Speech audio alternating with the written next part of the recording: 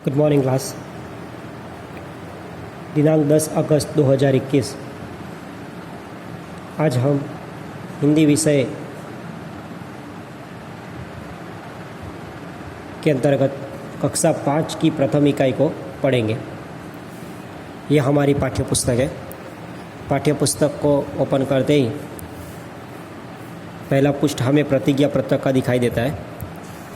उसके बाद मूल कर्तव्य और उसके बाद हमारे पाठ्य पुस्तक की अनुक्रमणिका कि जिसके अंतर्गत हमें जिन जिन इकाइयों को पढ़ना है वह सभी इकाइयाँ इसके अंतर्गत दिखाई देती है।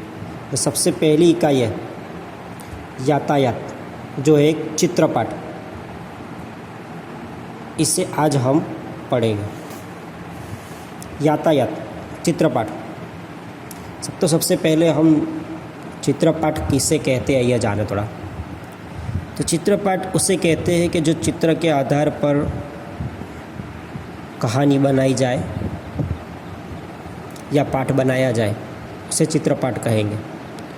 जैसे कि हम कक्षा 1 से लेकर 4 तक काफ़ी कहानियाँ सुनते आए हैं जिनको चित्र के आधार पर बनाया गया है। हमारी पहली इकाई है यातायात। यातायात जिसमें इसका मतलब हम ये कह सकते हैं कि रोज़ बरोज़ की जो ज़िंदगी के अंदर हम जिन जिन साधनों का प्रयोग करते हैं, मुसाफरी के लिए किन किन साधनों का प्रयोग करते हैं। इसके अलावा यदि हम हमारे रोज़गार के लिए या तो व्यवसाय के लिए जिन जिन साधनों का प्रयोग करते हैं वो सभी साधन यातायात के अंतर्गत आ जाते हैं। तो यहाँ पर कुछ हमें एक चित्र दिया हुआ है और चित्र के आधार पर यहाँ पे कुछ प्रश्न पूछे गए। यहाँ पे प्रश्न किया गया है कि चित्र देखकर फूलों के नाम की सूची बनाएं। तो यहाँ पे हमें कुछ फूल दिए गए जिसके अंदर जासूद का फूल है, फिर एक गुलाब का फूल है, चमेली का फूल है, आदि फूलों का यहाँ पे हमें दिखाई देते हैं। तो इसके आधार पर और हमें फूलों के नाम यहाँ पे लिखने हैं जिसमें लिखना है कि कौन कौन से हमने फूल देखे हैं। कि जासूद को देखा है हमने, गुलाब को देखा है, चमेली को देखा है, मोगरे को देखा है, आदि फूलों के हमें नाम लिखने हैं। फिर दूसरा प्रश्न लिखा है चित्र में नहीं है ऐसे फूलों की सूची बनाए। ये चित्र के अंदर दिखाई नहीं देते लेकिन हमने वो फूलों को देखा हुआ है, तो उन फूलों के भी यहाँ पे हमें नाम लिखने हैं। जैसे कि कमल है, कमल कीचड़ में खिलता है ना, ज़्यादातर तालाब में हम देखते हैं कि कमल वहीं पे खिलता है। तो ये तो बगीचा है, बगीचे के अंदर तक कमल नहीं होगा। तो इस हिसाब से ऐसे जो फूल है जो बाग बगीचे के अंदर नहीं दिखाई देते, वैसे फूलों का भी हमें एक सूची बनानी है, एक नाम की लिस्ट बनाना है।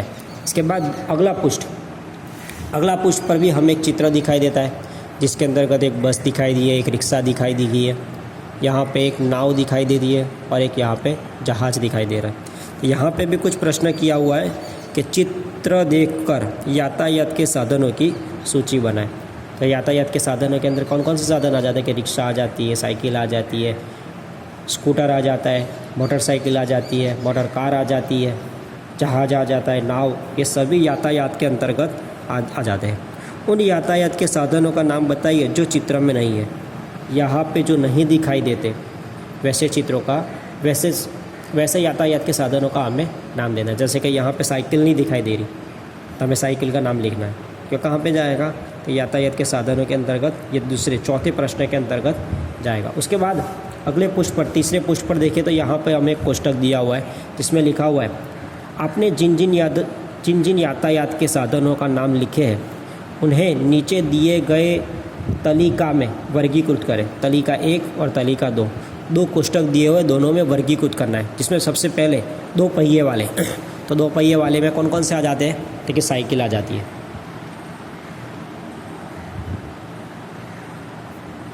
साइकिल, मोटरसाइकिल, स्कूटर,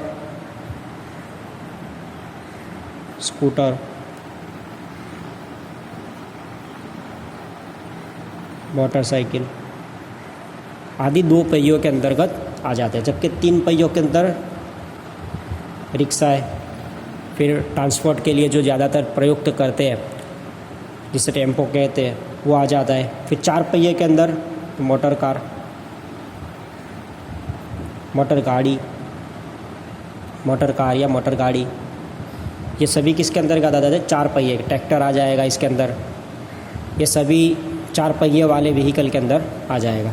जबकि 4 से अधिक पहिए वाले यानी एक है बस, दूसरा है ट्रक, ये 4 से अधिक पहिए वाले, जो 4 से अधिक पहिए वाले आते हैं उनको यहाँ पे इस सूची के अंतर्गत हमें लिखना है।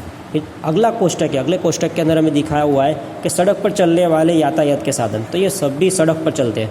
तो साइकिल भी सड़क पे चलती है, स्कूटर भी चलता है, मोटरसाइकिल भी चलती है, तो ये सभी यहाँ पे आ जाएंगे। तो रिक्शा भी आ जाएगी, मोटर गाड़ी भी आ जाएगी, बस, ट्रक, ये सभी किस पर चलते हैं? सड़क पर चलने वाले। जबकि हवाई जहाज़ में चलने वाले, तो क्या सबसे पहला हवाई जहाज़, हेलीकॉप्टर, ये किस पर आ जाएंगे? हवा में उड़ने वाले। ये हवा में उड़ने वाले सभी यातायात के साधन हैं।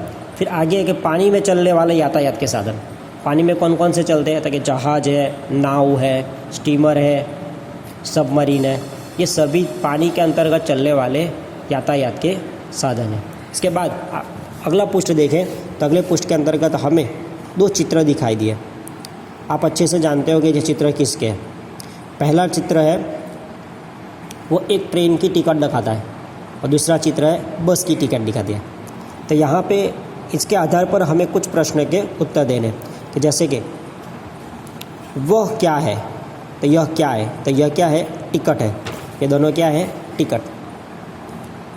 फिर दूसरा प्रश्न किया है बस का टिकट कहाँ से कहाँ तक का है। देखिए, हम जो भी टिकट लेते हैं तो टिकट के अंतर्गत पूरी माहिती दी जाती है, जैसे कि हमें कहाँ से कहाँ जाना है, हमारा अंतर कितना है, उस टिकट का किराया कितना है, उसकी दिनांक कौन सी है, ये सभी चीज़ें उस टिकट के अंदर हमें दर्शाई हुई मिलती है। तो जिसके अंदर का सबसे पहला प्रश्न किया हुआ है बस का टिकट कहाँ से कहाँ तक का है। तो सबसे पहले देखिए बस का टिकट कहाँ से कहाँ तक का है। देखिए ईडर डेपो से लेकर हदाद तक का है, ईडर से डेपो से हदाद तक का बस का टिकट है। फिर दूसरा प्रश्न किया हुआ है रेलवे का टिकट कहाँ से कहाँ तक का है। तो रेलवे का टिकट कहाँ से कहाँ तक का है? तो मुंबई सेंट्रल से अहमदाबाद जंक्शन तक का रेलवे का टिकट है। बस के टिकट में किराया कितना है? तो अब बस के टिकट को देखें तो बस के टिकट में कहाँ से कहाँ तक जाना है ये तो है, साथ साथ में इसके कितना अंतर है वो भी यहाँ पे दिखाई दिया हुआ है, और इसका किराया यहाँ पे दिखाया हुआ है 91 रुपये, यानी 91 रुपीज़, 91 रुपीज़ इसका किराया है। फिर आगे प्रश्न किया है रेलवे का टिकट पढ़कर किराया बताएं। तो अब रेलवे का टिकट कहाँ पे लिखा हुआ है?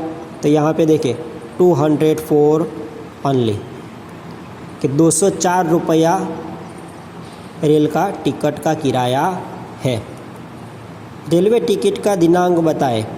तो ये मैंने बताया ना आपको पहले कि आपकी जो टिकट होगी, टिकट के अंदर सबसे पहले ऊपर क्या लिखी होगी? दिनांक, वो दिनांक डेट लिखी होगी। तो यहाँ पे भी डेट लिखी हुई है। देखिए रेलवे के टिकट की कौन सी डेट है? 11/11/2011, जबकि बस की 17/10/2011।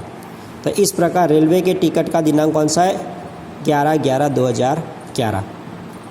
बस और रेलवे के अलावा कहाँ कहाँ टिकट लगता है? तो हम देखें कि बस और ये ट्रेन के अलावा कहाँ कहाँ टिकट लगता है। तो कि देखिए तो सिनेमा हॉलों के अंदर टिकट लगता है, कोई नाट्य हॉल होता है तो नाट्य हॉल के अंदर नाटक देखने के लिए भी टिकट लगता है। कहीं पे हम मेले में घूमने जाते हैं तो मेले में घूमते समय जो भी चरखे घूमते हैं वहाँ पे वो चरखे के अंदर बैठने के लिए भी हमें टिकट लेना पड़ता है। तो काफ़ी जगह ऐसी है कि जहाँ पे टिकट लगता है। और 7वीं एक्सरसाइज है जिसके अंतर्गत दिया हुआ है कि नीचे दिए गए चित्रों का अवलोकन करके भेद स्पष्ट करें। दोनों में भेद स्पष्ट करना है, कौन कौन से भेद दिखाई देते हैं। जैसे कि यहाँ पे कुत्ता है, कुत्ते के सामने कोई चीज़ नहीं है, पर यहाँ पे कुत्ते के सामने कोई चीज़ दिखाई दे रही है।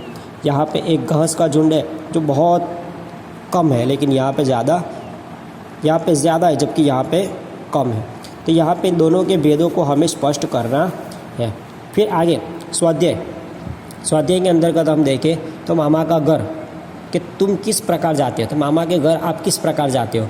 बस से जाते हो, ट्रेन से जाते हो, ये सभी हमें यहाँ पे लिखना है। फिर सिनेमा देखने के लिए फिल्म देखने के लिए हम किस प्रकार से फिल्म घर तक पहुंचते हैं, सिनेमा घर तक पहुंचते हैं, तो वो यहाँ पे लिखना है। स्कूल जाने के लिए हम किन साधनों का प्रयोग करते हैं, उन साधनों के हमें नाम लिखने हैं। फिर बाजार जाने के लिए, फिर इस प्रकार तुमने इनमें से किसकी सवारी की है, अगर हाँ है तो राइट करें, अगर ना है तो क्रॉस का निशान लगाएं। आपने घोड़ा गाड़ी की सवारी की है तो यहाँ पे क्या करना है, राइट करना है। मोटर गाड़ी की सवारी की है तो राइट करना है। ऊँट के ऊपर सवारी की है तो राइट करना है। फिर बैलगाड़ी की सवारी की है तो राइट करना है, या रेलगाड़ी की सवारी की है तो आपको राइट करना है। पीछे का पृष्ठ में यदि देखें तो इसके अंदर पढ़िए, समझिए और निशान लगाएं कि ये बैल घोड़ा गाड़ी में बैठने के लिए टिकट लगता है या नहीं लगता। टिकट नहीं लगता, इसमें सीधे क्या देने पड़ते हैं, पैसे देने पड़ते हैं। कार, मोटर गाड़ी के लिए टिकट लगता है या पैसा, जो हमने किराए से किए तो पैसा लगता है। यदि हमारी अपनी पर्सनल है तो उसके अंदर क्या होगा, फ्री होगा। उसके अंदर बस ईंधन, जो भी इसका पेट्रोल का खर्च होता है वो पेट्रोल का खर्च हमें निकालना होगा। फिर ऊँट पर बैठने के लिए पैसा लगता है ना। बैलगाड़ी पर बैठने के लिए कुछ गाँवों के अंदर अभी भी बैलगाड़ी चल रही है तो वहाँ पे पैसा लगता है, लेकिन यहाँ पे हमारे रिश्तेदार के वहाँ या किसी के घर पे, हमारे घर पे बैलगाड़ी है तो उसके अंदर किराया लगता नहीं है। ट्रेन में बैठने के लिए क्या लगती है, टिकट लगती है। इस प्रकार यहाँ पे हमें फूलों को भी पहचानना, ये आपका होमवर्क रहेगा। ये सभी आपका स्वाध्याय के अंतर्गत सभी आपका होमवर्क रहेगा। आई होप आप सभी को ये बात पाठ के अंदर, इकाई के अंदर पता चला होगा। यदि कोई मुश्किल ही पड़ती है तो आप मुझसे पूछ सकते हो। शुक्रिया, धन्यवाद।